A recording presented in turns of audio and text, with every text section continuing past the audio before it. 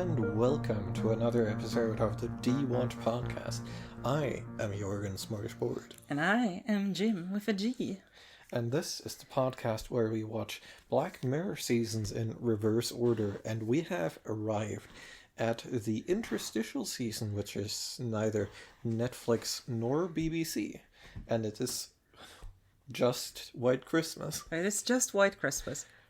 And it's going to be a heavy content warning. Oh, yes, it will. So stay tuned for those after we decide if we recommend or do not recommend watching this episode. Yeah, no. Really? I'm very, I'll get into this. I don't think this is the worst episode of Black Mirror in terms of, story.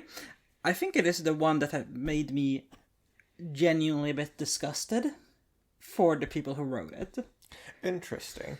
I think it is one of the stronger episodes at this time. Interesting. So I am leaning yes. Okay, I'm very strongly no. So let's get into those content Yes, warnings. so we discussed this a little bit. The current final attempt at making a trigger warning list here goes... I'll do one, you do one. I can't see them from here. Okay, fair enough. I'll start with stalking. I still can't see them. Okay, I'll just continue with violence. Editing Jorgen here with a few more content warnings, because this episode also contains a flash of gore, discussion of abortion and, pregnancy. Psychological torture. Suicide. Disrespectful depictions of schizophrenia. Attempted rape by deception. Death of a child. And domestic abuse. Yeah. There might be more. Yeah, no, unfortunately, I tried to find an, online list of, trigger warnings or anything, and there is no complete list, though we do have confirmation that no dog dies in this episode. Yeah, apart from animal abuse, just kind of assume your person. Yeah, no, There's no war either, I suppose. Yeah, no, this is an episode that has pretty much all shades of interpersonal unpleasantness And horrors and... Yeah.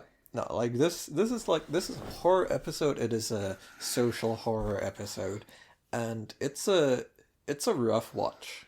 It is, yeah. I think that would be an accurate description. And to quickly go over the contents, it is structured as 3 stories, and it is interrupted by sections that don't make any sense to me, which we'll I guess get into. I think that's very interesting. But yeah, it is. If you watched this podcast before, and by watched I mean listened to, because we do not have a camera.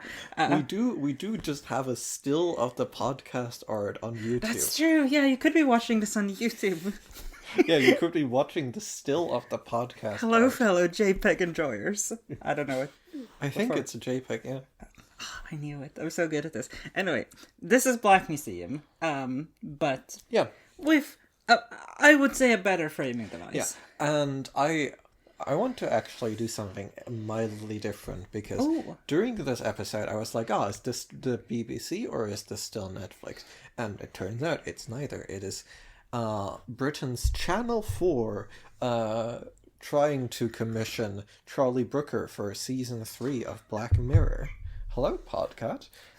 That's right, it's Channel 4, that age-old British institution, and they were like, nah, we're not in love with your pitch for season 3 of Black Mirror.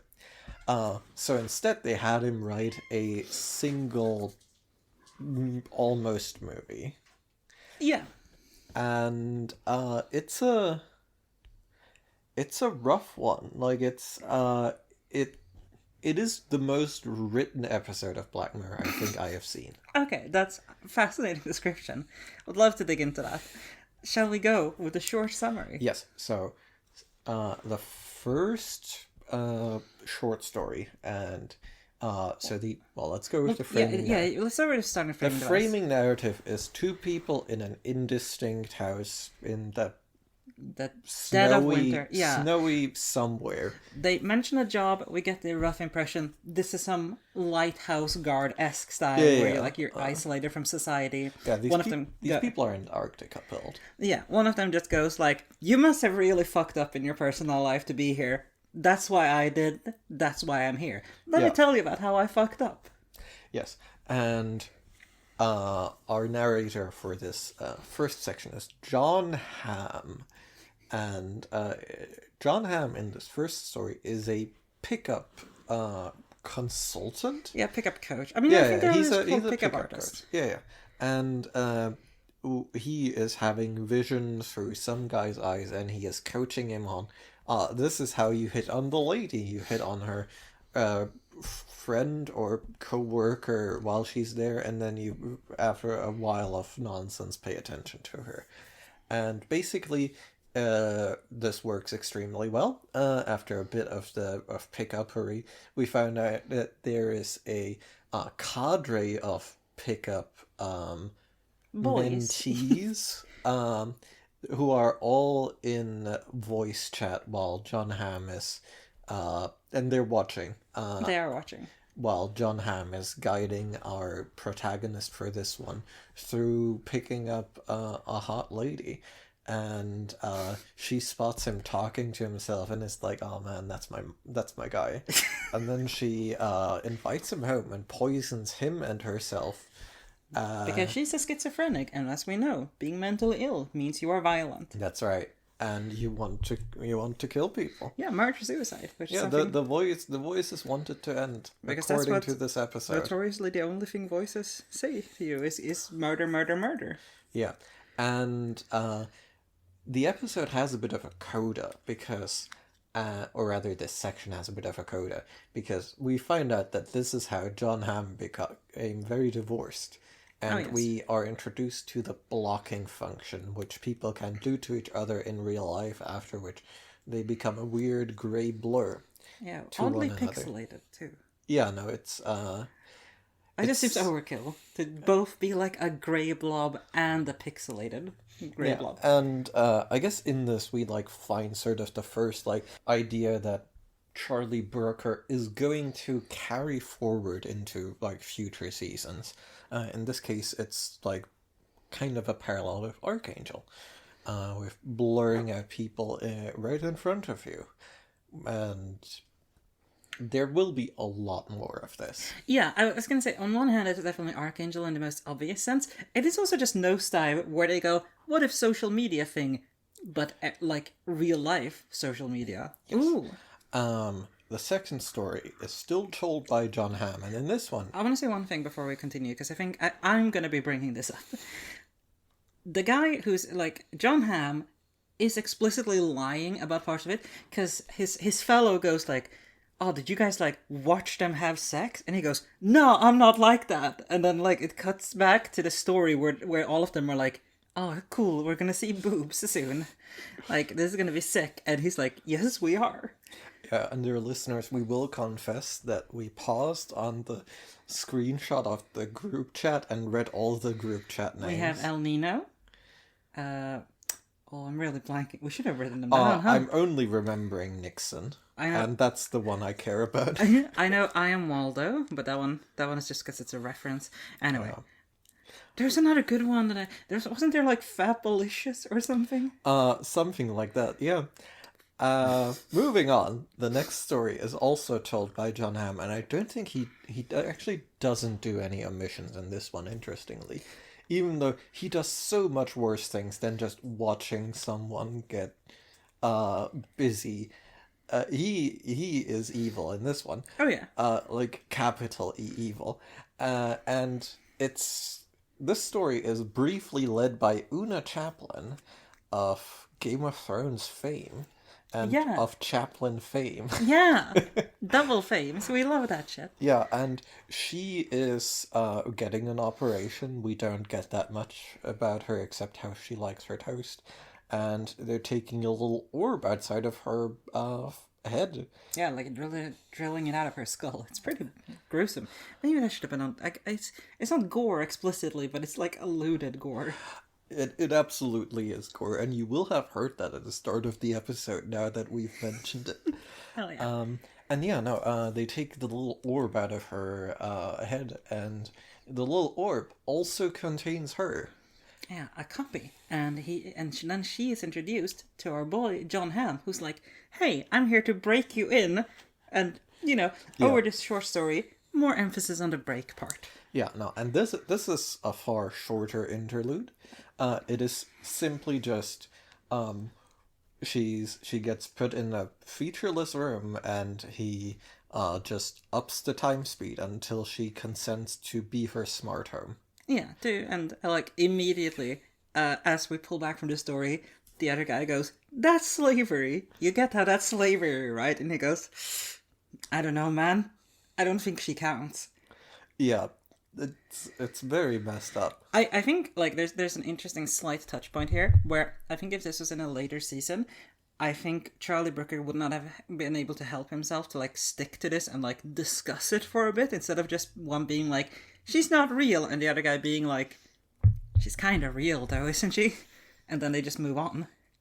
They move pretty quickly, and it is at this point that John Hamm has given up enough of himself to get our compadre in the weird room to talk.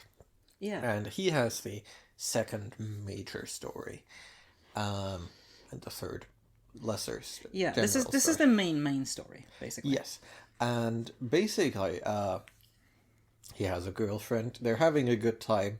He is worse than her. Yeah. Which is primarily communicated through his singing, but also through his general vibe. And drinking, I would say. Yeah. Well, yeah, she also drinks. For different reasons. Yeah, she drinks with purpose. He's just kind of a drunk. And the reason she drinks with purpose is... because she is pregnant. She's pregnant. And she doesn't want to keep it. She doesn't want to keep it. We've got no content warnings. And an argument ensues, and she blocks him forever and leaves. Yeah. Good going, girl. Notably, he gets violent, does not directly hit her, just is extremely threatening. Yeah, no, and she just straight up, disappears. From, not only his life, but also, her job, she just, Yes, which will be important a bit later. Yes. Because they, had drinks with her co-workers a bit before. Or rather on the night off. And he goes, okay, starts writing letters, and eventually escalates to stalking her every Christmas. And well, first, I think we really want to note, the next time he sees her, she is still pregnant, he confronts her, he gets arrested and gets a That's right. Yeah, he gets a big restraining order, which basically means that when he starts stalking her, he notices she kept a baby, had birthed a baby. That's right. Not on screen, but she does do that. Thank God we don't have to put that trigger warning in. Every Christmas, he goes to her dad's place and just watches from afar like a massive creep. And notably, she is still a grey blob to him, as is the child. Yes. This becomes important when she dies in a plane accident or something. Train accident, I think. Well, because there was Christmas one year and they were like, "Oh, there's snow on the tracks. We can't do anything about this." And I'm like, that hits hard, man. That's weirdly relatable. Yeah, they I guess they don't know how to deal with snow in Scotland either. No, which is, that makes sense. That's why they should be in the Nordic Union with the rest of us. That's just British things, you know? Yeah. But yeah, no, and... the block is removed. Yeah, the block, which also extended to the child, now no longer extended to the child. And so he's like, time to get my stalking going a step up here. Because now I can stalk my child and see her. Because, notably by now, I guess he figured out it's a she because she had long hair. Yeah, they sort of use as a narrative device for his, distance from... the child, that he's like, oh, I didn't even know whether it's a boy or a girl, and he really fixates on this as sort of a stand-in for the greater, literally not knowing anything about her. Yeah, which makes sense to me, I will say. I think that's a completely cogent narrative. Yeah. Notably, want to point out, kids be weird looking. It's hard to tell. Yeah, No, but the episode is not concerned with gender. It's just a stand-in. I would say it's concerned with gender, but It's not concerned with gender in this particular way. That is fair. And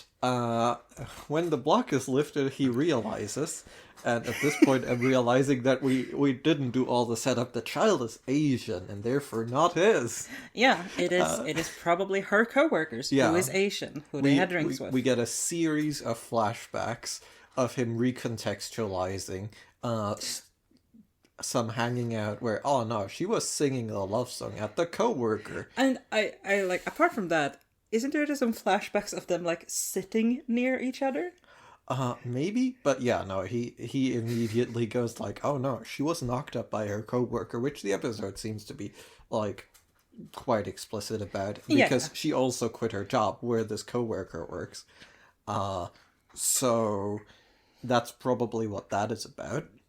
Yeah. And then he goes inside and talks to her dad, who's like, hey, just so you know, she's dead. Why are you here? And he's like, I want to see my child. And he goes, hate to break it to you, this Asian child is not your... he never explicitly says it, right? That's sort of what's hanging in the room, because our narrator keeps going like, I want to see my daughter, when he already has realized that he has no daughter. Yeah, but I think the woman's dad does kind of say like, it's Beth's daughter. Yeah, no, there's nothing for you here, but he never quite goes there, right? Yeah. We are supposed to pick this up from context, and the episode is not giving us too little to work with here. I suppose, yeah. And this is clearly a threatening situation. Beth's dad, Beth is the stalked woman who is now dead in a train crash. Yeah. Is holding a knife because he's clearly this is bad, and he gets bashed. Yeah, the conversation escalates as this guy becomes more and more distraught, and he clocks the dad with a snow globe. Symbolism, man. And the dad sort of slumps back and slowly dies. Yeah, important note is that the dad is probably 80 plus. Well, I feel like the actor more has 50 energy. Okay, we have very different depictions in our heads. These people are British. They're... You don't have to give it to you on that one. British people look indistinctly old from the time that they're 50. You are right. And yeah, we forgot to add British people to the trigger. No. British people are normal. They just look a bit funny. And he just drives away and becomes a sad drunk on the side of the street. And it is at this point that we sort of flash back and forth a bit more between the framing narrative, because John Hamm begins to grill this guy. Yeah. And eventually he puts together all the pieces and confesses to both having done this and also as part of the confession, and I don't think we're given to understand that he even knows this firsthand, but we're given to understand that the child has wandered off into the snow and died. Yeah, the impression I get is just that this is a fairly remote house that Beth's dad has, and with no adult around. Eventually, she just stays there. Yeah, she's 4 or 5 by this point. She tries to get help and dies in the snow. Yeah. And it is at this point that we go to a larger secondary framing narrative, where John Hamm gets out of the memory box and it's all right, I got the confession, baby. And he's very cheerful, he's very nonchalant, all his sympathy melts away in an instant once the guy has confessed, and he's so long, suckers, I get to get out of the hole. Yeah. Because apparently, and it starts to become fairly obvious what is happening, and we are sort of given room to anticipate this and sort of wonder is he just an interrogator? No, he is a convict who has a specialty in torture, Yeah, torturing like digital versions of someone, basically, which comes from his job, which is short story 2. So all of his stories are real, though he lied about them a bit to the guy. Yeah. And he basically leveraged like going in for experiencing 5 years in the machine in order to extract this confession, which is a lot of dedication to getting out of jail. My impression was not that he was in there for 5 years. No, he said 5 years with me is torture. I thought that was just a joke. I think the implication is that it is 5 years of experience, but it's not entirely clear. Okay, I have a different interpretation, but I think it's ambiguous. Yeah, and we find out like he does in fact has earned his release with this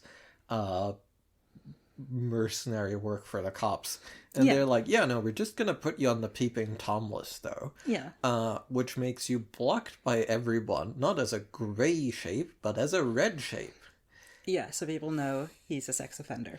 Yeah. And thus we have added another hell in this already very hell-heavy episode. Yeah, and the cops go like, yeah, dude, because they have, as we find out, they have extracted the, like, mind pebble from the guy's head to do this 5-year interrogation on. Yeah, because they can, seemingly it seems they can just kind of, like, scramble his memories and, like, sort of sensory input. Because, like, during the finale of the section inside of this weird lighthouse situation, he goes like, what even is our job? I don't remember coming here. Yeah, stuff like that. This is kind of a dream world.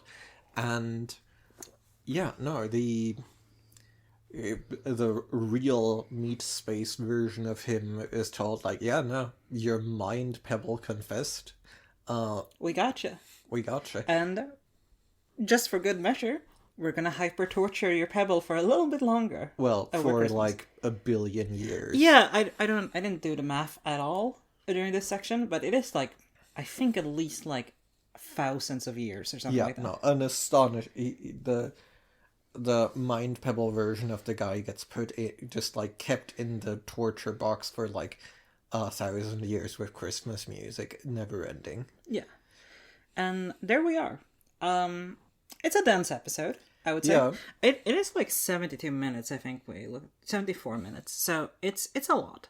I want to rip off one thing before we get into proper discussion.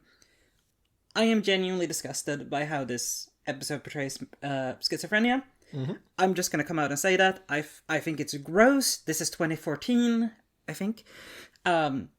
Yes, it's a while ago. Yes, this is a dominant trope in media. I think it is still disgusting. We have one other main depiction of schizophrenia in Black Mirror, which is Bandersnatch. And even then, the violent impulses are there, but they are optional. They are kind of us being like, oh, we can explore this route. Thus, I consider that one also a bit bad, but it's better. Here, it's just like, schizophrenics, automatically evil, murderous, suicidal, all the time. Yeah, no, it's a very cheap use of a bad trope. Yeah, it's, like, genuinely, I think it's disgusting, and I kind of think the writer should be ashamed.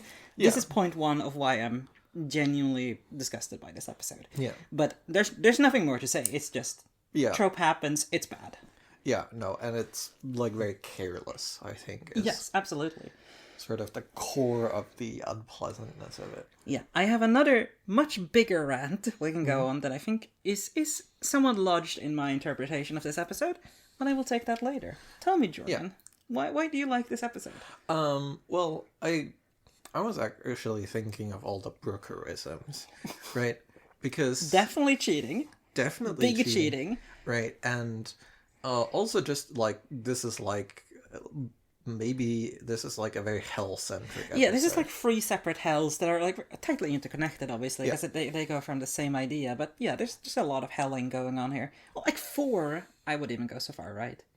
There's 2 types of hell. There's the hell where you have a simulated version of you just be tortured forever. Which is just like straight through line through Black Museum. Yeah, absolutely. It happens twice, and then there is the what if, like, either everyone around you or the most important people in your life can't see you and you can't interact with them. Yeah.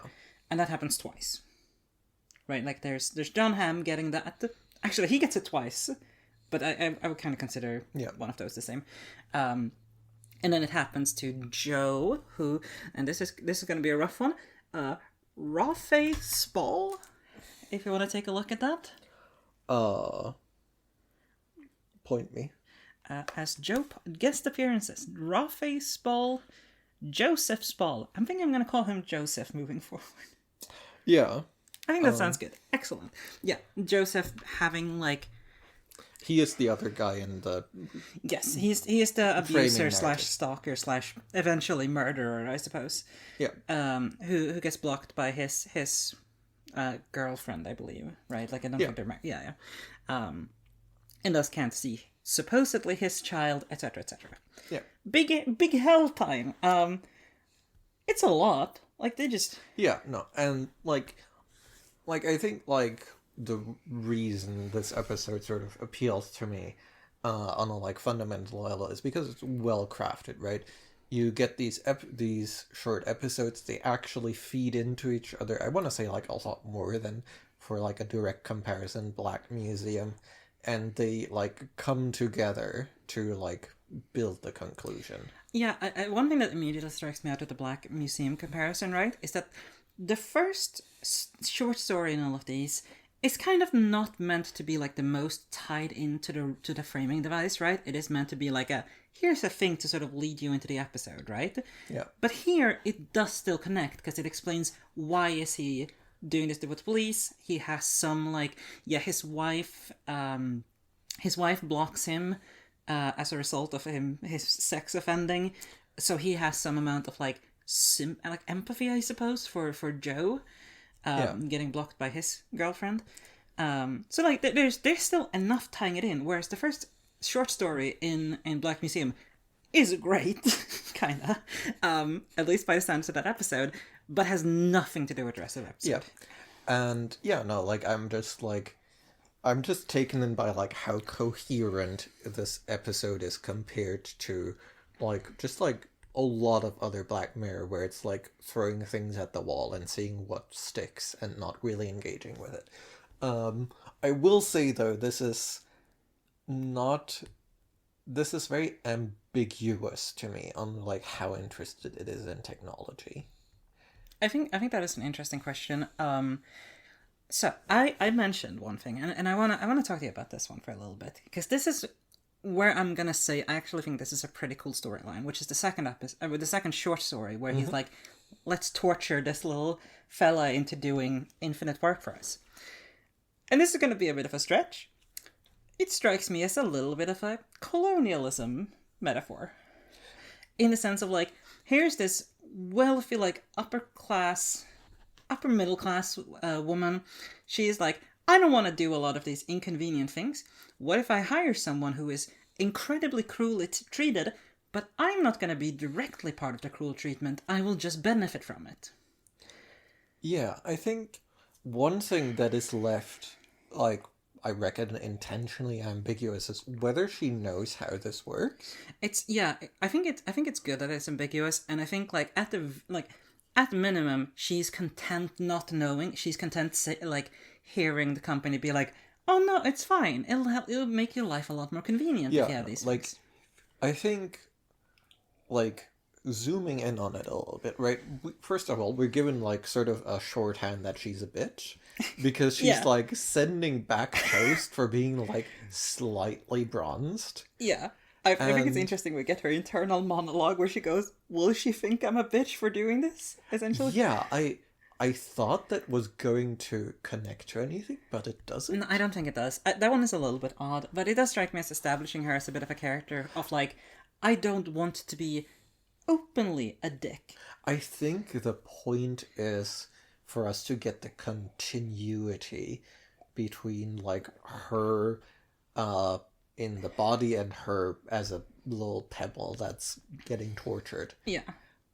Which I think it works well enough. Yeah, I don't have any criticism. It is a marginally awkward device, but I think establishing the continuity very strong, right? Yeah. And yeah, we're like also like the nurse, I want to say she's like bitchy too, like is black. So like we are given just like ever so slightly more hints that she is like has this very superior sense. Also like the way she lives, right, is extremely like high upper class vibes. And also like if you like ponder for a second the insanity of like, oh yeah, no, we're going to do brain surgery on you to make your smart home better, like she has to understand to some degree that something like wild is happening, right? We can only assume that, and I'm gonna be hetero-centric here, we can only assume that her male partner probably has a lot of Tesla stock, is what I'm getting out of the situation here. It goes like, yeah, let's make our smart home better by doing brain surgery. That seems worth it. But yeah, I was thinking about that, like, the internal monologue thing really makes me think that, like, we want to get across that this is a woman who wants all the conveniences in life, but she doesn't openly want to be looked down upon or treated as, like, you're kind of a bitch for being a bitch. She wants that, like, put away. She doesn't want to think about that. Yeah. I think that it's a very dense thing, and, like, you can definitely see Charlie Brooker being like, I'm gonna do my hell thing here, and like, oh yeah, it's hellish. But I think it works. I think it actually, like, this seems like a oddly realistic hell in a sense. Like, it feels like it is applicable to real life situations in a way. I mean, you can literally just go like, oh, just like replace the like little copy of her with like a Philippine gig worker. That's kind of what I'm thinking, right? Like that's essentially like this. Yeah. And I think it works. Like, I genuinely think the second short story is kind of great. Like maybe I'm over exaggerating that, but like, I think it's pretty great for being like, what is it? It's less than 10 minutes, and it hits its point. Yeah. I don't know how much the like specific like colonialist view of it is like intentional, but like they do immediately just go, this is slavery, and they go, yeah, but I don't want to think about it like slavery because I don't think this person counts. Yeah, no, I think colonialism is technically wrong in the sense that it is like not large enough a category, because what I think is sort of being spoken about here is more of a like super category that also contains colonialism and this like thing that hasn't been invented yet, right? It is like in the same category and therefore like very recognizable to us. I think so as well. But yeah, honestly, like I'm satisfied with that one. I have no notes. It then obviously connects pretty well to the idea that like this man is a torture specialist on these sorts of situations. Yeah. Hence why he gets into that. And also, like, he is so deeply callous about all of this. He is, like, horrific. Like, and we also see him, like, hitting on the lady just, like, at the end, just for good measure. He has a very interesting pickup line with, oh yeah, I saw a naked dude on a horse. Yeah. Which, like, and I'm gonna get into the gender things in this episode. I think this episode thinks women are insanely stupid. Well... And have never met a man who's hitting on them dishonestly before. I think we're getting like the 2014-ness of it all, because I think like this is not a world I'm personally familiar with, right? Mm-hmm. But I can only assume that Charlie Brooker like more or like deeply analogously just like plucked this out of like a pickup artistry handbook. I wouldn't be surprised. Yeah, like this is definitely like pickup artistry is like a thing here. Yeah, for sure. And Jorgen, I'll just ask you this straight up. Are you okay with me? Like, because I think I'm ready to go into the gender rant of the episode. Hit it. Okay, so this is my second point I discussed over this episode. And this is, I think a lot of people will come off of this very differently. I think this episode is genuinely quite shitty about women being seen as people and not just as things that cause harm to men. Because I genuinely think this episode feels like it has the latter perspective. So, starting, we have the first short story where there's two types of women, or I think there's two women. I guess if we're gonna... There's two women. There's blonde woman who has no idea that this man is doing a pickup artistry thing where he talks about a naked man on a horse as like I saw this interesting thing. And, you know, she has no agency. She's not important. But it does kind of strike me as like, yeah, woman as background character of like, oh, wow. That's it. Second woman starts out being like a little bit of a trope, sure, but that part does not mind. Like she kind of comes off as like punk woman who has entered her like mid-30s and is not super satisfied with life. You can do interesting stuff with that. I don't mind it on its own. If they had more budget, she would be played by Aubrey Plaza. Yes. I think Aubrey Plaza might be slightly too young looking, weirdly enough, but maybe they can do that with makeup and stuff. Anyway, so far, fine. It is clear that the sort of protagonist of this story, who is like this guy who is clearly nervous, he's being preyed upon a little bit because he has these moments of like, this feels wrong to sort of use these pickup artistry techniques. He has those moments of like us wanting to feel sympathetic for him, of like, oh, he's probably just like a shy guy who uses this. And like straight up, this would be rape by deception if this went through. Like, because she has no idea. Like, if they were to have sex, she would have no idea that there's 8 guys watching in on this. Yeah, like no, it's fucked up.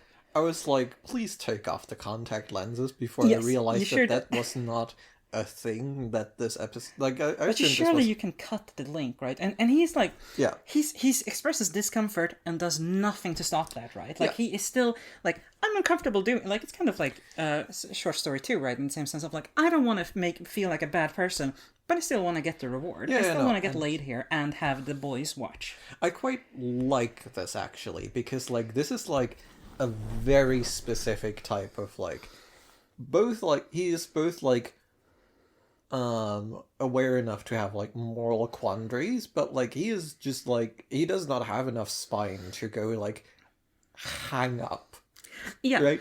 I think that is like a particular like flavor of bad personness where it's like, oh no, I do feel the moral quandary, but like the moment like an ounce of effort is required, like I'm not doing it. Right? Yeah. And I think this is interesting. So far, I would be very fine with this because it's a horrible thing he's doing. I think it's interesting that like the pickup artistry actually feels quite muted. Like there's no like negging, there's no like explicitly like outright manipulation going on. There's just like so far, if he turned off the like eyes when they were going back to her place, this would have been, hey, say interesting things, be confident, say that you like this girl. Yeah, and which is fine. Sneaking into a Christmas party, like that's zany. That's zany. That's like, that doesn't strike me as immoral. Yeah. Because who cares? And so it's like it is in an interesting space where it like toys with like, no. What if we are actually the boys helping each other? No, we're evil. But here's where I think that story goes wrong, which is where she turns out to not actually be a person. She is an object that harms men by being crazy. And you know how crazy women are. And this is where suddenly he goes from being like ambiguously bad to just a victim of women being crazy and using sex to harm men. Yeah, like I think this is like both like it's just like quite detestable writing, but it's also like where the episode genuinely like stumbles as like a whole for me, because like I was like down the line, I was like, oh, he's like an interrogator, so he probably made up the insane story, right? Yeah, that could have been interesting. And it's just like played straight. Podcat. Well, that's not as bad as it sounds. Yeah, no, those are paper bags. But yeah, no, like it's baffling that this is played straight because like I guess this is also like an effect of time a bit. Yeah, this is happening during pickup artistry's time, so that will have to be like a real thing. But also like just like that, like, oh no, she's a schizophrenic murderess.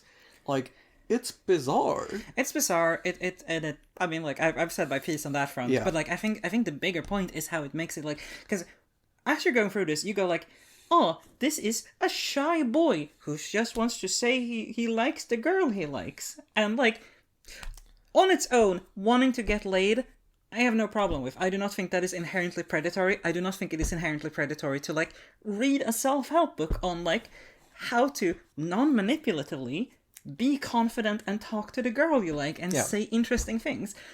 Where it suddenly becomes really bad is, first of all, the, like, again, genuinely attempted rape by deception. Really feel like we need to note that as being what it is, followed by him just being a victim. Because once you're done with the story, you go like, oh, that sucks, man. I can't believe that woman did that to you. You thought you were gonna have sex, asterisk on that, but you were murdered by crazy women. Yeah, no, like, the sort of, like, the malicious act is just sort of interrupted by woman. Yeah. But, yeah, no, like, I'm having, like, this didn't, like, super register with me just on account of, like, how out of left field it is, right? Like, she is not a character so much that I'm, like, that I don't even have, like, the feminist alarm bell go off. I'm just like, oh no, this is just nonsense, right? I feel, I will say also, like, I have, like, so Charlie Brooker is in a way dear to me, because I think he shares a lot of my foibles as a writer, of, like, you want to do a clever thing, and you want to look at the person looking at your writing, and you want to go, yeah, it's good, right? Because I knew how this was going to end when we were watching it, and I was listening to the dialogue where they are constantly talking about, like, oh, it's like you have voices in your head that say one thing and some that say others. It's like a state change going from one thing and then you're gone. And I'm just like, he's laying it on so thick. Like, there's, like, genuinely, once they start talking in private, I think 80% of the lines are either schizophrenia or suicide. And it's a bit much that, like, there's no point where anyone mentions either of these things. They just manage to completely abstractly refer to it. It's just a bit much. They don't really organically bond either. No, they do not. But whatever. I think it's a gross story in that context. Yeah. I don't know. So I think this is where people will differ a lot in interpretation. I think story 3, man is cheated on. He wants a child, and this is one of those things where it's like there's so much media in here. It's like usually man wanting child is good, woman not wanting child means she's evil. Yeah. I don't know how much Charlie Brooker believes in that. This is 2014. I think this is even more established back then. But it really comes across as everything straight up until he, like, murders someone. So much of his abuse and stalking is kind of portrayed as, like, well, you know, the woman was being really irrational and unreasonable about the whole thing. So is it really that bad? And look, she kept the kid anyway. So why did she get mad when she said she didn't want it and her boyfriend said he wanted it? It's just, it feels a little bit too much like it's... And I get that you want to... When you write a story about like a person who does a really bad thing, multiple really bad things in this case, you don't want to just dive down into look at how horrific this person is. You want to have some empathy. It's just, in this, to me, and I would love to hear your opinion on this, it comes off as being like, it was kind of the woman who drove him into a rage and started flinging vases around and being outright threatening. Isn't it logical that he has to stalk her? Interesting. See, my reading of this was like, I wasn't ever like, oh no, she's being such a bitch, right? Mm-hmm. Like, I didn't, and I would say I didn't, like, get that from the episode either, though that might just be, like, not really having that as something that I'm looking for. Like, my read was like, oh, this is an extremely difficult situation to be put in. I get that. I'm with you. I think if short story 1 didn't happen, like there's just nothing about that, maybe I would have come into this with a very different look at things. But yeah, there's just so much here that, like, and I think the cheating thing, the, like, this isn't my child, is such, in media, so frequently, like, a full blanket, well, now the man can do whatever he wants because the woman cheated. Unfortunately, and again, I don't know how much of this is me interpreting it, how much of this is me kind of being ready for this sort of shit. Like, in the future, Black Mirror can get weird with gender here and there, for sure. But this is by far the most, like, oh, this is just kind of a bad framing of women as problems for men that drive them insane. Yeah, no, And I think I will make one last point. She dies off screen, which is on its own fine because it kind of makes sense for the story of her being blocked. But she's given 5 seconds. Her entire character is tragically dead, and she's given about 5-10 seconds of focus. Yeah, no, like, it is a point of view story, right? So we are given, like, it's not, like, specifically an unreliable narrator, but it's definitely, like, a biased narrator, For sure. right? And, like, I don't think, like, the episode spends any time on, like, emphasizing that this guy's trying to make himself look good, because, like, no, the episode is trying to, like, depict him, like, slowly coming around to confessing, right? And I think also notably, like, just before he tells this story, the other guy, super evil man, goes like, you seem really kind and empathetic, which is also like, and he's kind of portrayed that way, at least to start with, right? So it is kind of like you're coming into this with, okay, so far we've seen women be bad, women be crazy, women be harming men all the time, you know how they be. They also be shopping, but that's not relevant here. Followed by, like, this guy is cool, he's nice, he's just kind of like a dude. And he's clearly, like, tormented by something. I think, I have a reading that's probably worse than that, actually. That's fair. And I want to say, like, I don't think if anyone who disagrees with me, I don't have, like, objective proof here. This is me going on with vibes from previous in the episode, but I don't think the episode itself has, like, a concrete, this is how you're supposed to interpret this story. But please, Jorgen, hit it. Yeah, no, I think what's going on here is not in, like, first of all, I think it's not interested in women at all. Yeah, I can agree with that. I think it's interested in women purely as obstacles. It doesn't even I don't think it sees them as, like, even malicious. It's just like, oh yeah, no, these men sure are struggling in their lives. Like, they're not agents, they're just, like, hazards on the sort of path of life in this particular story. I would say so, and I think that makes it worse, genuinely. I think it would be better if they were malicious. I think here they're just hysterical or insane. Why, like, I don't know, because it really strikes me like the woman just starts with, I don't want to have a kid, end of discussion, and, like, I think that's fair, but I don't think the episode says, yeah, that's okay. I think the episode says, nah, you gotta have that discussion because you need to respect the man who allegedly put that baby in you.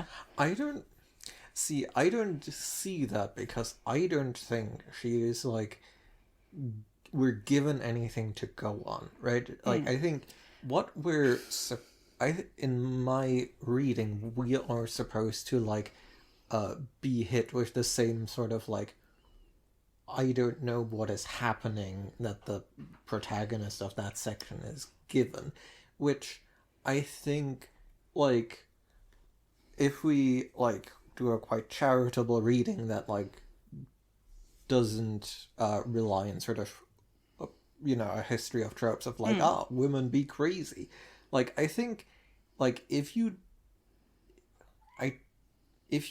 don't take that as, like, read, I think that there is a reasonable amount of room here to go, like, not having information is kind of fucked up and rough. And, like, I think it's like a valid reading to go, like, oh yeah, no, it's, like, playing on these tropes. But I'm not sure whether I would subscribe to that being, like, a proactive, or whether that's just a reaction of the, like, content. Yeah, I see where you're coming from. Like, I think it is interesting to tell, like, this is the fucked up point of view that, like, an abuser has, right? Like, I think it's interesting to dive into that conceptually. I think the rest of the episode makes enough of an argument for women as hysterical and completely unpredictable, and as, like, just initiators of harm to men.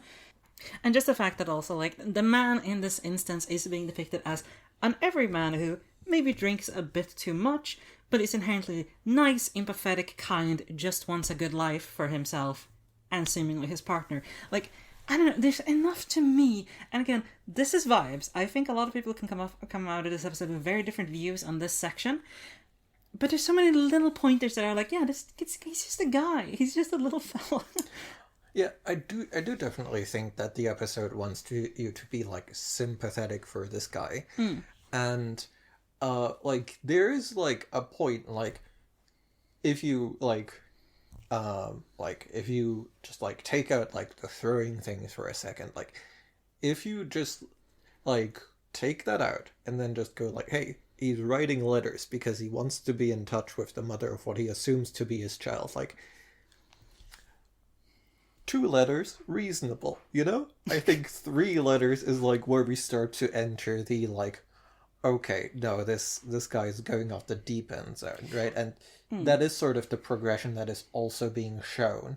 So, like, we're sort of given, like, a sort of 2 different tracks that the story's going on, right? Because on the one hand, we're given him as, like, a bit of a drunk, like, violent, though not, like, interpersonally violent outbursts. But we're also still, like, at the same time, still going on the track, like, of he is experiencing something very terrible, and he is not fully escalated into, like, being, like, a clear danger yet, right? It's there, but, like, it's not fully expressed. So there is, like, a, like, period of ambiguity where, like, we are sort of let to sit with whether, like how far away from like reasonable and, like, moral conduct this guy is going to go. Yeah, I think for me, like, the big turning point for me is the cheating. Because cheating so much, when it comes to women cheating specifically, is, like, treated as a moral event horizon. In media, I think affairs come up a lot in Charlie Brooker's work, from what we've seen so far at least. I think it has to at least be a little tied into this to me. Just the fact that, like, because once we discover that, oh, the child isn't his, I think a very easy way to conceptualize it, right, is, well, look at all the stalking he did, and for nothing, it wasn't even his kid. I think is a genuine interpretation you can go with. Like, look at all of this pain he went through, and then the kicker is he didn't even need to, and the kicker is that, like, also his girlfriend cheated on him.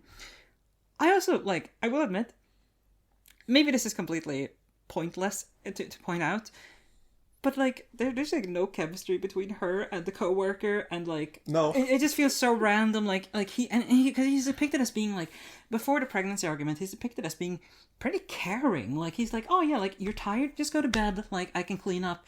So it's like, there's no, like, it's not, and I'm not saying you should justify cheating, but it does strike me as just kind of coming out of nowhere. Well, they, like, in the flashbacks, they, like, edit it a bit more, like gazy and warm back and forth. Yeah, I'm with you. I'm just saying, like, there's no sign that she has anything to be mad about in the relationship that would drive them apart, right? Like, that's the thing that, like, makes me think that, like, he is being extra sympathetic here. And on its own, I'm fine with, like, someone being someone being kind of like a shit partner and cheating. Like, that, I hate to tell you this, their audience, that happens. Yeah. And, like, I don't think cheating needs to be justified. It's just that in the context of everything else, it really goes like, oh man, look at this sad guy. He's got so much shit on his plate, you know? And here's another punch. Yeah, no, like, I think, like, extending, like, the previous argument where, like, he is, like, they are doing these sort of, like, 2 rails of, like, he is a stalker, but he's also sympathetic. Like, if you, like, you can extend that, right? Because, like, if you move past the stalking, like, once he's in the house, like, the actual, like, murder he does, or I guess manslaughter if you want to get technical, like, he, like, her dad comes at him with a knife, right? Like, or he is, like, holding a knife. It's a bit fast, but, like, yeah, we are, like if you push this, you can read this as self-defense, and right, because I think the episode, see where you're coming from. Yeah, I think the episode is does not stop putting down, like, this guy is sympathetic ever. And like also like my reading of like the like he enters the house segment of like leading up to the murder is like basically like the way it's played, it seems to me that he is currently processing the like sort of metaphysical loss of the daughter he never had. Yeah. And like so he is processing that, and then like the dad's like, oh boy, here's a like messed up guy, I'm gonna hold a knife, right? Like, if in all of the states that a person can be in, like that is one of the more like understandable like lashing out states. So like we are given like pieces all the way for like this guy being like sympathetic like till the very end.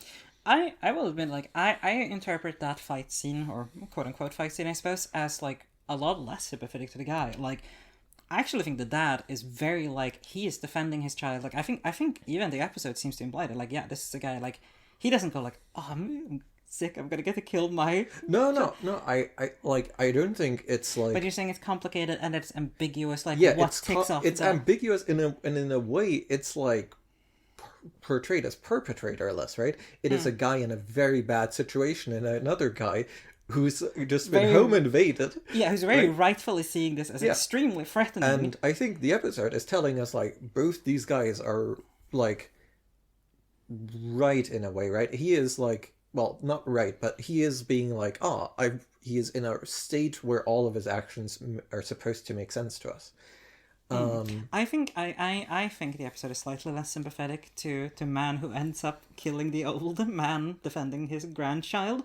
But I see where you're coming from, definitely, and I think we're in roughly the same area here. Yeah. What I will say is that I think that like once a snow globe collides with a 50-year-old British man's head, to me that is where the episode says, okay, this guy is now like, not that like it's not a sad story that led him to do this, but he has now committed like something horrific, which includes secondarily killing a child, essentially. Yeah, no, I genuinely think the episode still wants us to be like very sympathetic to him. Like, I think they want us to be sympathetic to what led him to that point, but not to what happened in that room and the actions that happened afterwards. No, but it definitely still wants us to read them as like understandable, like within his state of mind. Understandable, yes, but not. I would not go as far as to say perpetratorless. He makes the decision to clob an old man. Look, I'm just saying that man. I know we disagree on the age. He's British. He reads as like 84 to me. Like this is a man. You don't even need the snow globe. I think you could push him and he'd be out. I think our dear Joe could probably take a stab to the gut and be reasonably okay. Now maybe that's reading too much into the side details there. I'm just saying. Like I think it comes off as being like there is a guy who could easily kill the other, and there's a guy who could maybe mount a desperate defense. Interesting. Yeah, no, like I think I genuinely come down on this being like I watch a lot of procedurals and like they one thing that they like quite like to do is like, oh yeah, no, like we're like going into modus and so on, and like in the end like they sort of like play it as like a great tragedy that someone is like, I didn't mean to hit him that hard, you know? Yeah, like, I actually, because I just had a flashback to being like, and this is a bad age, but like 10, 11 watching Cold Cases, which was a show at the time, at least here. And I kind of having the same thing of like, yeah, as the episode wraps up, like the criminal confesses and it's like a lot of, I didn't mean to, there was an argument, things built up, I thought he was going to kill me, blah, blah, blah, blah, right? Like, and that is the vibe I get from this too. Yeah, like it wants us to, like, it doesn't want us to think he's innocent, but it wants us to like be like feel that like, oh no, like he is very remorseful, all of this, like, yes, absolutely, like it's sort of like it's in affect, right? Yeah, I think we're pretty close to the same point, and I think that's fair. I like to me, I read it as lots of sad things happen to put him in a really bad state. He does something horrible. He then is remorseful, but there's still that middle point where he has done something horrific. Yeah, and I think that's an interesting. I think it's an interesting story. I just wish the women were seen as people. Yeah, no, and yeah, I guess it's it's bad, right? And it even strikes like, okay, and this I think is where I'm starting to stretch a bit, like, for sure. It even strikes me as like the police, I want to say commissioner question mark, but I'm mostly pulling that title from Batman. I don't know what a commissioner does. It's a woman. She's like, I want to say in her like late 40s, early 50s or something. She kind of has generic British upper class bitch kind of, but like bureaucratic bitch, not like aristocratic bitch, if you get what I mean. Yeah. And she goes like, "We gotcha, dude. Ha ha ha. Merry Christmas." And it's a little bit like, okay, well, yeah, no, like she like reads as like quite foul. Yeah, and I mean, like, she's a cop. Anyway, so that's our episode. But yeah, no, like, it's just like, it's, again, that would read to me as perfectly fine. It's just that with every other woman in this episode being what they are, it's just, like, I don't know, to me it's twisted at the knife, just like the tiniest bit at the end, which notably, old British dad never got to do. Yeah, no, like, I don't know, like, that's the thing that strikes me, because when you started our podcast episode about this Black Mirror episode, I fully in agreement. It's a really good episode in terms of storytelling. I just think all the messaging and implications and tropes behind it are foul. Yeah, like, I think we do sort of go on different tracks with, like, I'm just, like, fully immediately, like, dismissing the first episode, like, section as it, like, wraps up, because, like, it's nonsensical. And you're like, oh, we're in for an evil time. Yeah. And, like, I guess that sort of colors our different directions. I think so too. I think your approach to media consumption is more healthy than mine. Yeah, maybe. Like, I would describe myself as a viewer who, like, is very good at following the instructions that I'm given by an episode. Like, if an episode tells me, like, I'm playing the sad music, you're supposed to feel sad for this guy right now, I'm like, I understand what you're telling me. Yeah, I am following the episode. One thing I thought, because in the middle of this episode, I went to do laundry. As women do. Yeah, no one else does laundry. I'm sorry. This episode has put me in a weird headspace when it comes to gender. Me too, honestly, just in general. But I was going to say, I had a thought, which is, if you showed this episode to ancient Greek playwrights, they would be like, that's some sick, sad tragedy catharsis, my dude. Yeah. God. And I think it does that well. Like, I started crying, like, a tiny bit. I was holding it in a little bit, but, like, I was crying a bit, like, when the dad gets hit in the head and just, like, slumps together and the child is, like, abandoned. Like, that hit me. Like, I think this, like, if you want to cry, I think this is a pretty good episode. I think it's a bit much at times. Yeah. I think this is where we're starting to stray into misery/torture porn part of Black Mirror. Yeah, and it's always it's always scratched at the door, right? But this is where, like, there are parts where I'm just like, does it need to be that much? I think this episode is deeply cynical. Oh yeah. Like, But like, what is it cynical about? Is my question, right? The human condition. But I'm not sure if I, like, I say that and I'm not sure if I'm fully committed, right? Because the two characters in this episode that strike me as, like, profoundly evil, right? We have, like, the sort of, like, mundane evil of, like, stalker guy. You know, like, that is a crime that is, like, parsable. That is a crime that is in mundane dimensions. Like, he kills someone that, you know, like, we all know what knives are. But then you have the other man. We have John Hamm, who is, like, cosmically evil, right? Well, I wouldn't even say cosmically evil in that sense. I would say, like, he has perfected callousness, right? Like, he realizes that being callous is an incredibly useful tool in the modern world. And he uses that. He works with that. And, like, in his, like, he has this, like, little good, you're a good person speech, right? And, like, in it, he, like, sort of, like, lets come through, like, oh, yeah, you know, like, you're a good person. Most people wouldn't give a shit about me, like, torturing, like, a robot simulation. And I'm like, I don't think that's true. I think most people would be, like, horrified. I think most people would be horrified to be confronted with it. I think most people would want to turn their eyes away, but, like, clearly that's not the situation happening. He's telling, hey, Yeah. Anyway, so here's my story about all the torture I did. Like, this strikes me, I think John Hamm's character here could be like a private healthcare executive, right? Like someone, or like an insurance adjuster, right? Like that's the vibe I get from him. He's like, Yeah. I will do whatever callous thing I need, like without a second thought. Yeah, and here we, like, move to our, like, other torturer, which is just, like, some random detective who, like, shows up in the last 5 minutes of the episode, who's like, hey, I'm just gonna, like, spin this guy's, like, time scale to, like, 1,000 years a minute, and I'm gonna put him on play for all of Christmas. And the, like, lady boss detective is also like, hey, sure, whatever. Leave him on for Christmas, are her exact words. Yeah. And I, like, it is at that point where, like, we get, like, that's so evil, right? That is so evil, and that one honestly strikes me as, like, I would kind of love to see that again, right? Because it's so casual. And like, the thing that struck me, right, is you have John Hamm who goes in the speech that, like, these are not real people, like, they are bits of code. I only do the punishment because it gets them to behave correctly. Yeah. That's not what this is, right? Like, No, this is torture. And but it's, like, very, like, casual, laid-back sadism. Like, it's wild. And it seems extremely realistic to both be like, no, this isn't an evil thing I'm doing. This isn't torture.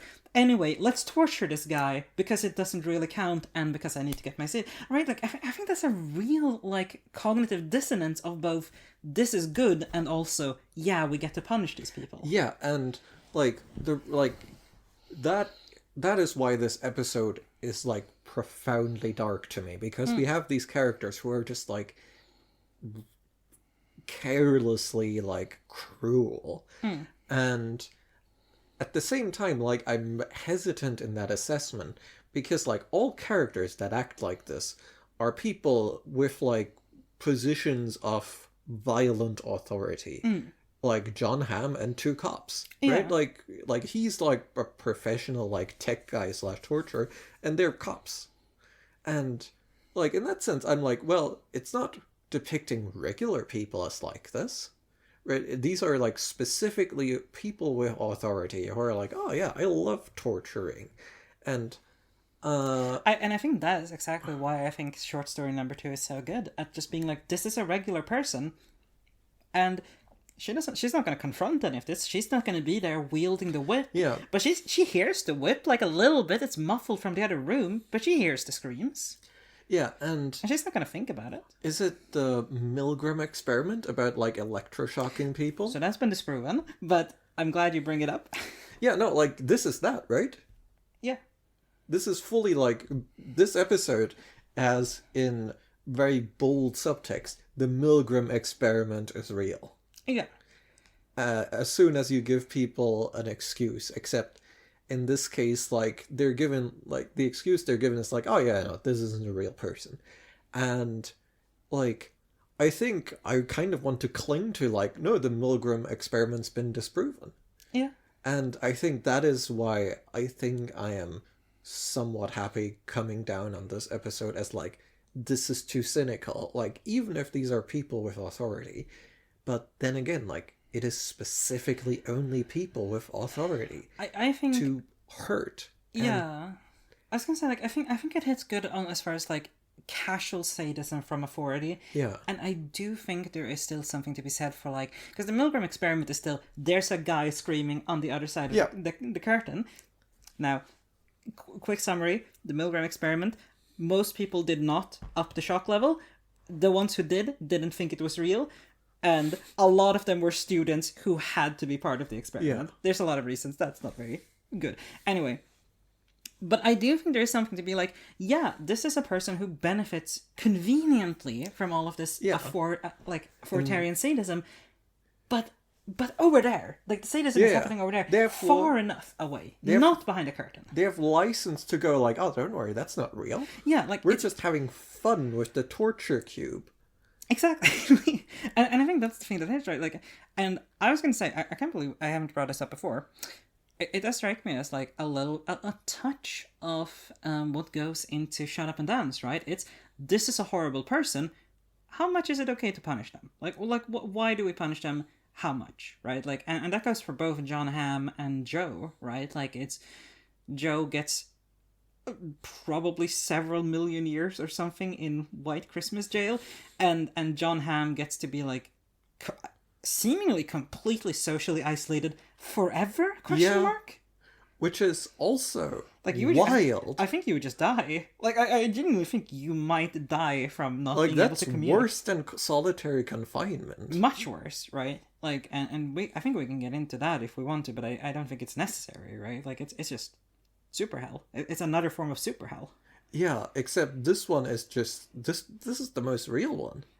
A little, yeah. And they're also, like, happy to do it. Like, sure, he's a sex criminal. He's a really bad sex criminal and a torturer and, like... But the torture, they're fine with. That's true. This is purely the punishment for being a sex criminal.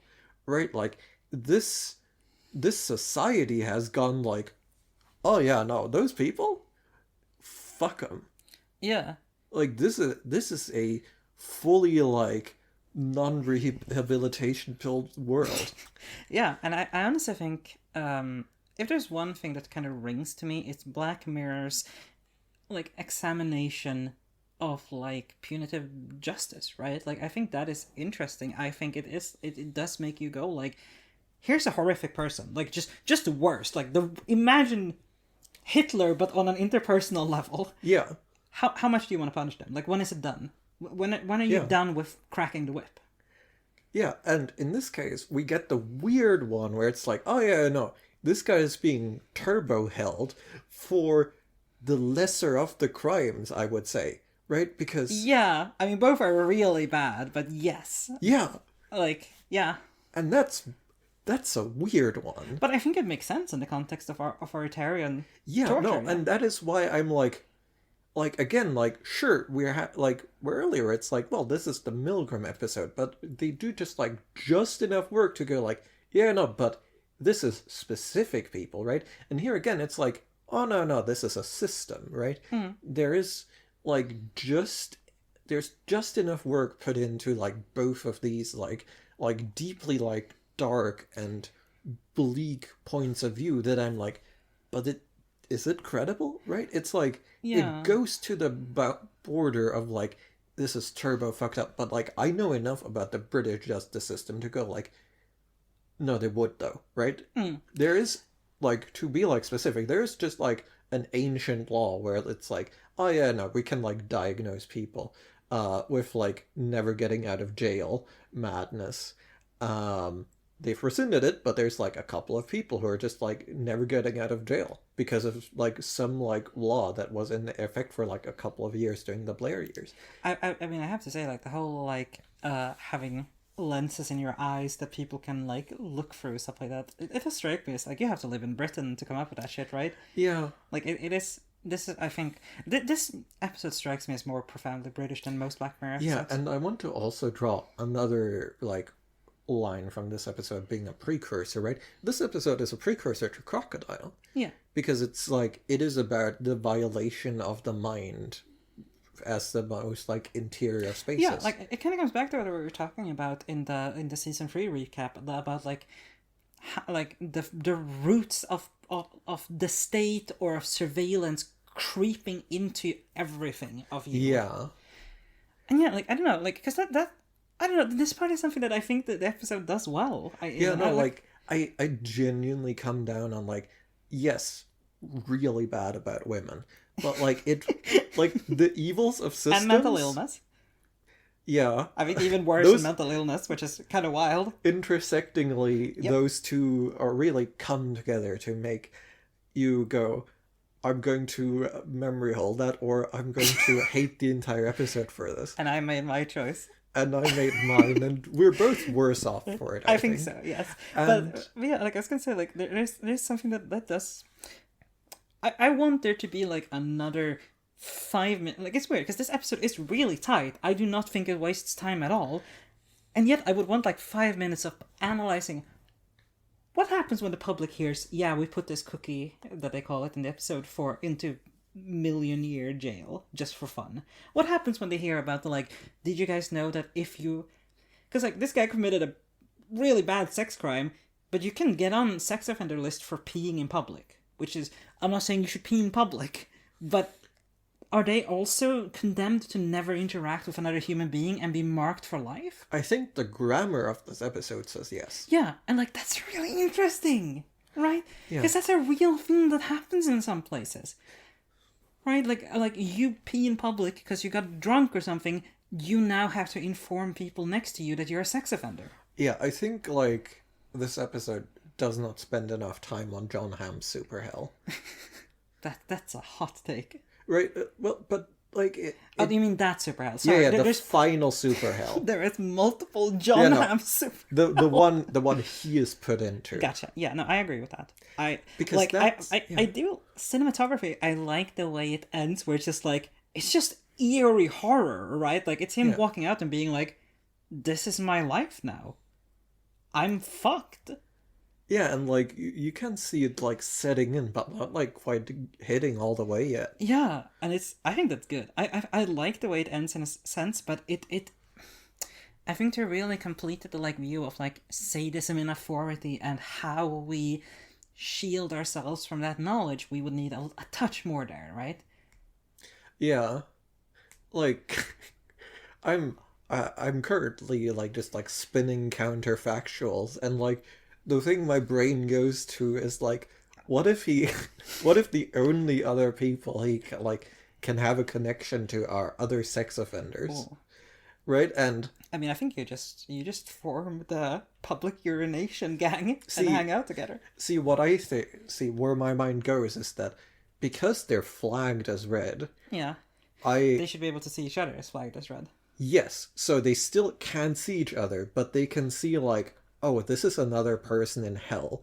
So at that point it becomes, well, what do you do if there is someone you have a very bizarre kinship with, but you have no means of verbally or visually interacting? And I think that's an idea that I don't think there's space in the episode for it. No, for sure. But I'm sitting on that, and I'm going that's very fucked up, right? I kind of want to know more about that. I think you could probably even suggest that at the end, right? He looks at across his field of grey blobs, sees another red person, and goes oh, right, this is what that's like. Yeah, no, I think just a little drop of that would have probably done well. But I do have to applaud the episode's use of time. This is as far from Beyond the Sea as you can get. Despite the... It's shorter. Despite the similar women vibes. Yeah, no, God. What is it with Charlie Brooker going over 60 minutes? It sure produces some interesting content.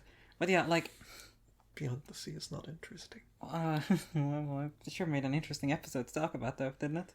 I don't recall anything. I remember being very mad. Yeah. Because that's number 3 of our podcast, I think. Yeah. But yeah, to finish up my thoughts on the episode, fuck off with especially the schizophrenia stuff, even though it's more concentrated. Talk to preferably a female therapist about how you feel about women. Apart from that, very competent, examines some genuinely interesting things fairly well. I will just fully admit, I don't think I can get past the negatives on my end. Yeah, I just don't think I can. Yeah, it's a weird one. This is the most made for us episode that there is, I think. Yes. Because specifically because all of these ideas are revisited in a less incisive form, I think. I think so, absolutely. Straight up, this hits harder. Yeah, Black Museum, is him trying to redo White Christmas. But a in lot worse. so many ways. And with a lot sweatier, too. It strikes me, in Black Museum, the woman is British, right? Oh, wait, was she faking being British? Yes, she's faking being British. That's right. And in this episode, we have one American guy in a sea of British people. I don't know, there's something about that. That's a weird connection. But yeah, I don't know. As a mentally ill woman, don't watch this, man. It sucks. I hope you haven't watched this. Yeah, I have watched this. I even had like kind of good memories of this episode, and I watched it like I want to say in like 2015 or so. I really filtered a lot of things, didn't I? I mean, the tragic thing is that like there is so much in this episode that is, in my opinion, like genuinely done better than the other episode. Oh yeah, by comes far. Up in like. It's really a shame that the well is this poisoned. Yeah, like I was gonna say, like this episode just stretches in both directions, right? And I appreciate that in a certain sense. Like in the sense of like, well, at least he's saying things and he's going into it and being like, isn't this sadism fucked up? Anyway, man, them schizophrenic women be crazy. They should probably just die. Okay, I'm stretching it a little, but you get, I don't know. Yeah, no, like there's a callousness to people with different experiences than you here that is remarkably at odds with what you're actually trying to say about callousness, which metatextually does make the episode more interesting, but not in a like great way. No. Like, yeah, no, it can happen to you too, Charlie Brooker. It can happen to you too. You are a white man, and you are the sole writer of this. Yeah. Yeah, I know. I maintain don't watch this episode. I think it depends on your attitude towards these things, but like I felt like angry watching this episode at times. Like a decent amount of my like yes no watch this episode tends to be like how much like insight into Black Mirror does this episode give you, and this is rich fields. Like this is like a keystone of like multiple other episodes. Exactly, like this is, we are coming to the Nile, we're sniffing that black soil, that's a Black Mirror, ooh, we can grow so much analysis here. Yeah, no, and like he keeps coming back to it because he was forced to write this episode probably 4 times because of the like production situation. Yeah. And that's fucking nuts, man. It produced a denser episode than anything he's ever done. It's chock full of ideas, and some of them are bad. I honestly like I'm just gonna finish this. I searched like, I don't think I searched anything about like women, but I did search like just like Black Mirror, White Christmas, schizophrenia representation, and there's not a lot of discussion about that out there. I was kind of shocked that the people were like, yeah, dude. I think those episodes in the memory hole. I think these episodes in the memory hole, I think it was 2014. That doesn't make it okay, especially not if you're going to be writing about it intentionally. But as a viewer, I don't know, I guess I kind of get it. So, I guess I've grown more ambivalent on my watch this episode recommendation. I've grown slightly more ambivalent on my don't, but honestly I think I'm pretty rock solid where I am. Like, if the trigger warnings don't put you off, it is just like an interesting piece to understand Black Mirror, but I don't think you should put yourself through it if you don't have the inclination. I do like the like sort of structural analysis about cruelty that is like in there, but I do not think it is like that front and center. Not inherently, no, and I think it's surrounded by so much baggage. I think it really depends on how, I don't know, I want to say how sensitive you are to this type of writing that is like just really shitty towards certain minority groups. Yeah. Yeah. That's pretty much it, honestly. Like, I think that those are my thoughts on the episode. Yeah, and with that, I guess we will see you in 900,000 years, dear listeners. Nice. Which is what we calculated at the time that he's in the Christmas globe is. No, that's really assuming that Christmas means, like, one day without any actual vacation. Yeah, but like... That's 15 hours. I guess cops probably do get Christmas off. Probably, so yeah, that's unless, like we calculated an absolute minimum here. But yes, we will be right back with Be Right Back, which is the next episode we're doing. Yeah, we are humorous. Yeah, that's high five. Podcast. Although it's probably bad. It's probably bad for the audio. That's fine. Anyway, we will see you on the other side, dear listeners. Thank you for listening.